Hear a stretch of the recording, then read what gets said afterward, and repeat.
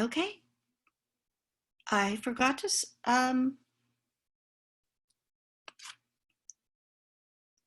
I forgot to record it, so I thought I'd do an abbreviated thing because I know one or two of you wanted to hear it, and why not?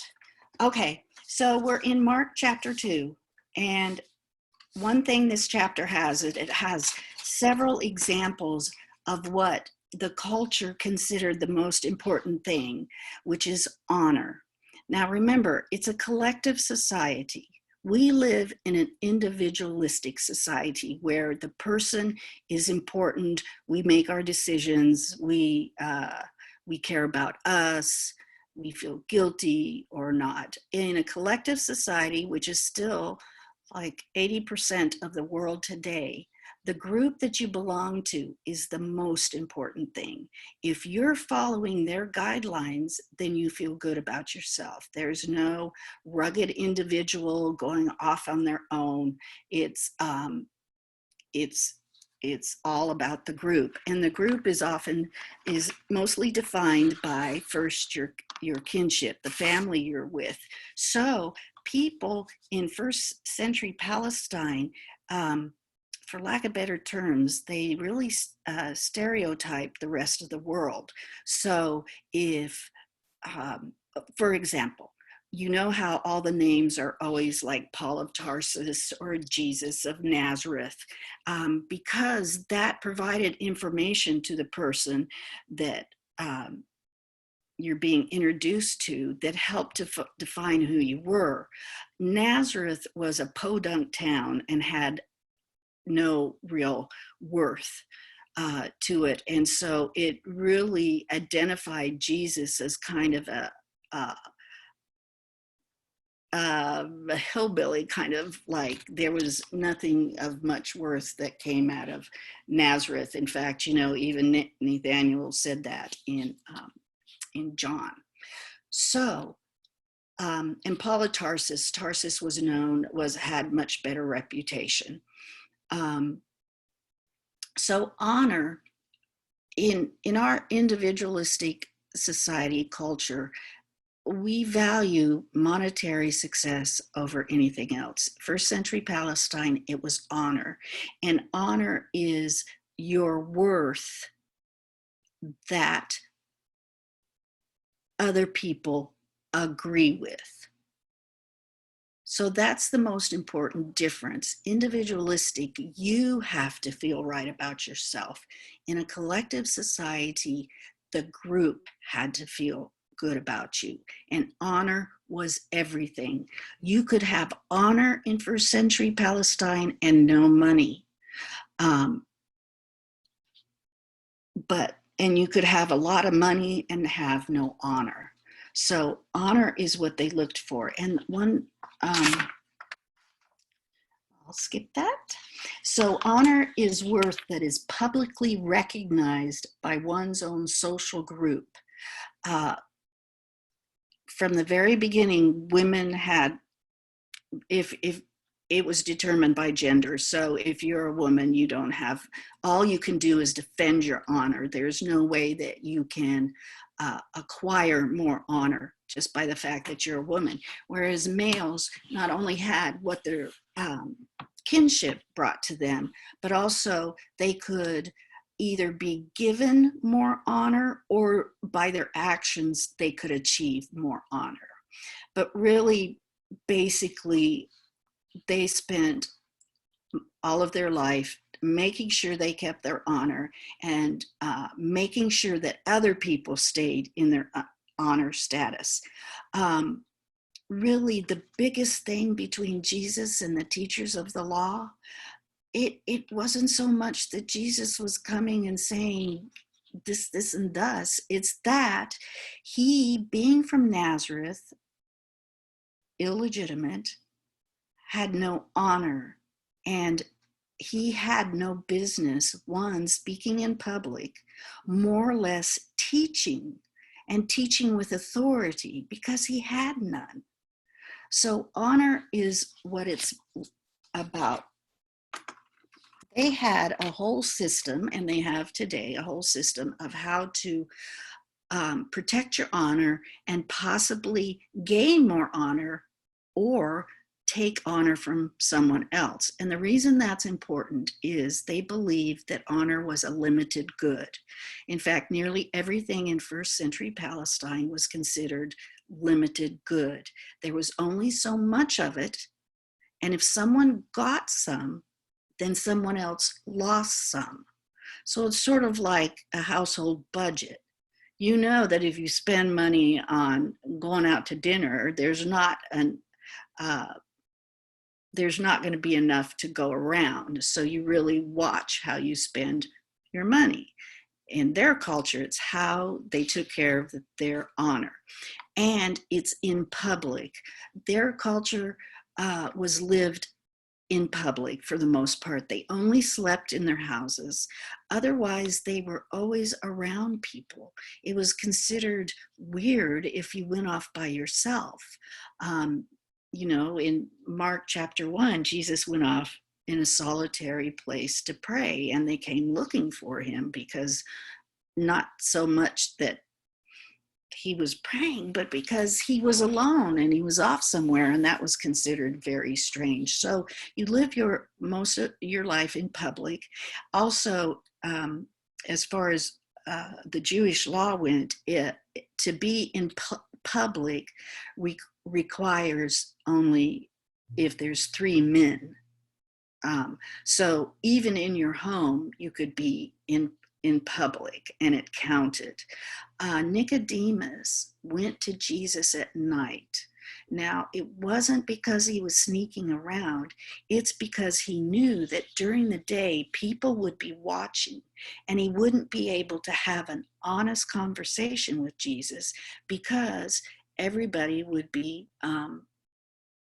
checking out honor, and he didn't want to lose honor in speaking with Jesus, but he wanted an honest conversation. So at night was the only time that you could have an honest conversation without worrying about the fact that you're speaking to someone that's at a much lower honor status than you are, and you're losing honor by doing that very thing. So that's a good example with Nicodemus that a lot of people don't get because of honor. Now, in order to increase and check out other people's honor and making sure you're not losing any, there was a way to go about it, and it's challenge and response. Now, first, a person would make a claim of honor. We're going to go through this in chapter 2. There's about 3 or 4 examples of this. Then someone would challenge their claim. You'd say, I'm this, and they'd go, no, you aren't.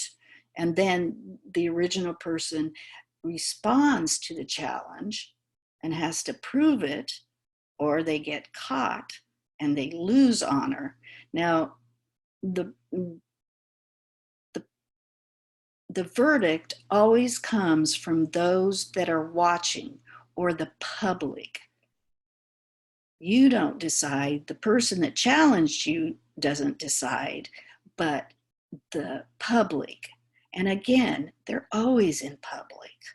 So there's always someone watching you, watching to see who's challenging who, and if they do, then who wins.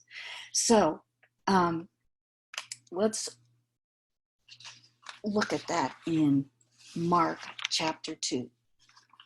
Now, I'm not going to read the verses, so I hope you've already read Mark. Or, there's even websites where you can watch a chapter at a time from some movie they made.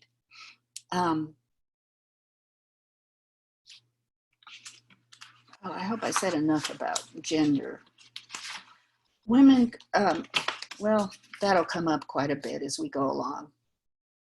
And another big place where honor was checked out by everyone was the table, meals. Okay, so chapter 2, from 1 to goes down to 12, this first situation where, so a few days later, Jesus is in Capernaum. Now, Jesus is from Nazareth, but he picks Capernaum as his hometown. And if you look on a map, you can kind of figure out why, because it's up by Galilee. There's more people, not much happens in Nazareth, and he wanted to be up there.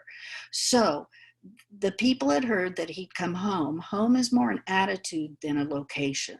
So Jesus is at home. In fact, he probably lived with Peter in his house. And he was preaching the word to them. Then these four guys brought their friend who was paralyzed on a mat. And although the Greek doesn't say this, I've sometimes told the story that there are four young men, and if there isn't something about four young men getting together, egging one another on, they will do things that aren't socially acceptable. And of course, these guys, who their intention was great, they wanted their friend healed because they had heard Jesus and they'd seen some of the stuff Jesus had done, and so they have their buddy. I might be stretching it a little bit, but so they had the guy on the mat, and they can't get to him, so they go up to the roof and they make a hole in the roof. Now, the houses in Palestine were and are made out of mud and sticks. It's an adobe. It's very dry in Palestine. It doesn't rain much. They weren't going to lose their house. Just sorry, my computer was getting low battery, so I had to go plug it in. So the adobe houses, the roof especially, was just like twigs like that, and then mud placed over it. So it wasn't that difficult to get through it. So then they lowered it down to Jesus, and Jesus looked at them. He knew what they really needed. It wasn't just a healing, a physical healing. They needed a spiritual healing. And he didn't look at the man so much as it looked at all of them. And he said, "Son, your sins are forgiven." Now, this forgiven has to do with completely erasing, eradicating the sin. So, of course, now again, they're in public. Everybody knew everybody's business before they even did it. Think a small town. So, of course, the teachers of the law were there because they're checking out this guy. They don't like that this peasant from some podunk village is not only talking about things he shouldn't normally know about, but he's doing it with authority, and he backs it up with some pretty amazing healings. So, of course, they were around and they were thinking, what's this guy think he's doing? And Jesus, because not only because he was a discerning person, but people in this culture were very good at playing the honor game. And part of that was knowing what other people around you are thinking. So he knew what they were thinking. And he goes, okay, so that's the challenge. Here it is. God, Jesus, his claim to honor, remember, his claim to honor is he's a holy man. Now, teachers of the law, they come and they challenge him, which is, who do you think you are, acting like God? And then Jesus's response to the challenge is, well, if you think I can't forgive people, I'll show you. And he heals the guy. And he tells the man to get up, take your mat, and walk. In this case, his mat was actually his bed. So we know that the guy was a peasant. He was lower income. And that's exactly what the guy did. He got up, took his bed, and walked out. And Jesus said, which is easier to say this paralyzed man, your sins are forgiven, or say, get up, take your mat, and go? So that was his response to their challenge to him why are you acting like a holy man? And he proves it. Now, in this case, we're really lucky that we know immediately the verdict from the people around were, the people were amazed. This amazed everyone, and they praised God, saying, we have never seen anything like this. Now, the amazed in Greek means flabbergasted, or where'd I put it? Like out of your mind. So the verdict is Jesus won, teachers of the law lost. Now, this is so important because that is the whole reason the religious people had a problem with Jesus. Jesus was doing their job and doing it better and claiming he was God. Next, verses 13 through 17 first, we'll do that. This is when it says, once again, Jesus went out beside the lake. Now, the way that this is worded shows that this is Mark showing a typical day in the life of Jesus. Once again, Jesus went out to teach by the lake. So we find out that this is something that Jesus did all the time, and it was very normal. In one of the other Gospels, I think it might be Matthew, it said, once again, or as usual, Jesus was in the synagogue teaching. So there's another aspect of a day in the life or a day in the week of Jesus. So he's at the lake and he begins to teach them. Then as he's going along, he sees Levi sitting at the tax collector's booth. Now, tax collectors are hired by the state and they are detested by the Jewish people. It's hard to be more hated than a tax collector, especially a Jewish one. Like, how could you ever work for them? It's interesting. I saw part of a review of a movie and about the life of Jesus, and they had written in and made Matthew look like he was Levi, that he was on the spectrum of Asperger's. I probably said that wrong. Because as a Jew, he could actually not care about what people thought and work at that kind of job. And I thought, I saw the clip of the movie for that, and I thought, it's possible. It's an interesting solution to his ability to not care what anybody else thinks in this collective society. So anyway, Levi's there. So the government hired tax collectors to collect X amount of money. Now, if they collected more than that amount, they get to keep it. And so that's how they lived, and they got rich. Remember, Zacchaeus was a wee little man, that one. Zacchaeus, who when he had dinner with Jesus and his heart was changed, it talks about him giving back 4 times of the amount that he had cheated people. So that was a reason they were hated so much. And also it says here that he was sitting at the tax collector's booth. So he's probably at one of the places where people come in and out of the market or the seaside with their fish.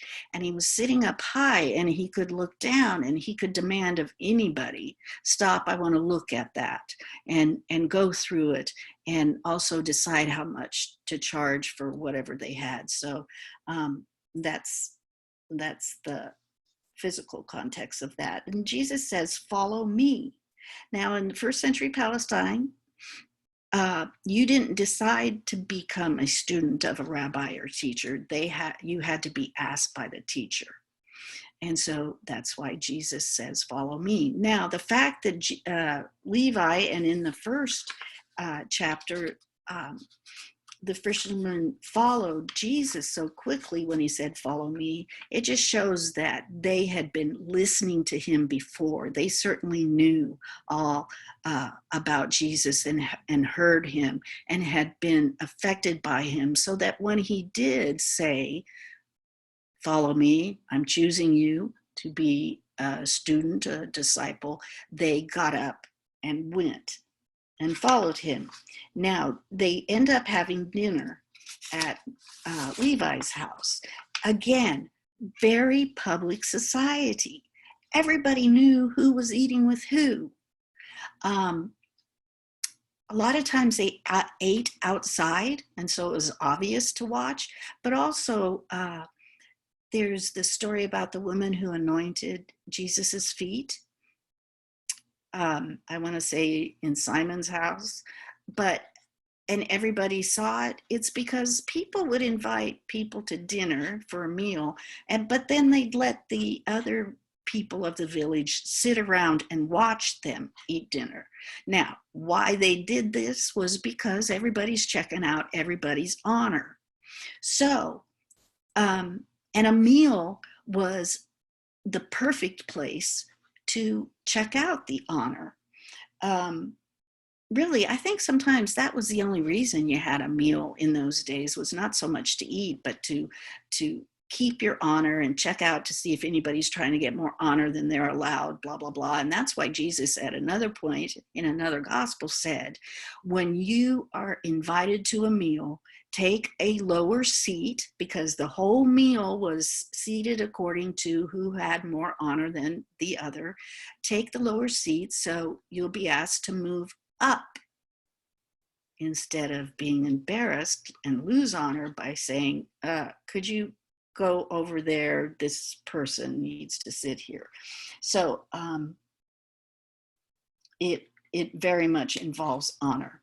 So Jesus is having dinner with tax collectors and detestable and deprived people, which are sinners, which in their estimation. And there were many that followed him. Now, again, the teachers of the law, who were Pharisees, saw him eating with tax collectors and sinners, and didn't even ask Jesus, but asked his disciples, why is he eating with sinners? And Jesus said, it is not the healthy who need a doctor, but the sick. I have not come to call the righteous, but sinners. I love this comment that he makes, because he only made it sound like he was telling the Pharisees that they were righteous, but he gives a very good answer that they can't argue with. So again, there was a challenge to him being a holy man. The challenge was, why are you eating with people of lower honor? And his response to that is, I came for the sick, not the healthy. And in this case, it's not written down, but it is assumed that Jesus won this round. It goes on that another day, Mark just he jumps from things to thing. I think Peter was ADD, and Mark probably was too, the way he just jumps around and makes it all exciting. So now John's disciples and the Pharisees were fasting. And somebody came up and said, why aren't your disciples fasting? Now, in Jewish law, there is only one day they were required to fast, and that was Yom Kippur. The Pharisees, of course, taking it to extreme, fasted every Monday and Thursday. And it happened that John the Baptist's disciples were also fasting on those days. And then Jesus answers, how can the guests of the bridegroom fast while he is with them? It would have been extremely rude and dishonorable to fast around at a wedding. But the bridegroom will be taken, and on that day they will fast. Now, the next two verses would have been so incredible in that culture. And we miss it, but it says, no one sews a patch of unshrunk cloth on an old garment. Otherwise, a new piece will pull away, making the tear worse. Everyone knows that's women's work. And who mentions women's work? Because who cares? They have no honor anyway. And the fact that Jesus did this, I think, is so just, it's incredible, because from the very beginning, Jesus makes it clear that everyone has worth. And so he proves it in this thing about the patch. Then it says the new wine in the old wineskins, and that's a man's job. So Jesus is saying that regardless of who you are, you're worth citing in an example that I'm using.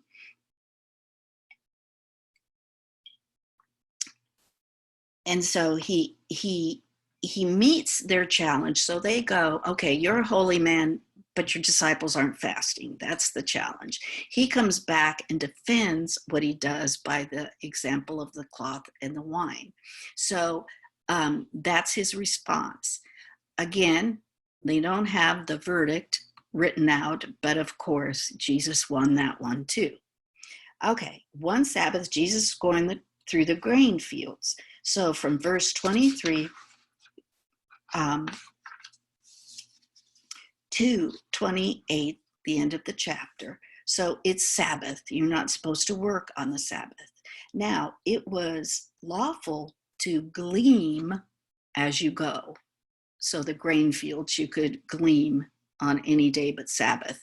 Another thing too is that fig trees were often planted alongside a route that people walked quite a bit, and it was lawful for anyone to eat the figs. And at the end of the chapter, we'll talk about the whole fig tree and why it shriveled up and why it would do that, and it's pretty interesting. So he's going, so the problem is not that they're taking the grain, but that they're working on the Sabbath. And he tells the story, have you never read what David did? And that he got the consecrated bread from people, from the high priest. It happens, this isn't totally correct. He's got the wrong high priest. However, the point is, which is absolutely beautiful, the Sabbath was made for man, not man for the Sabbath.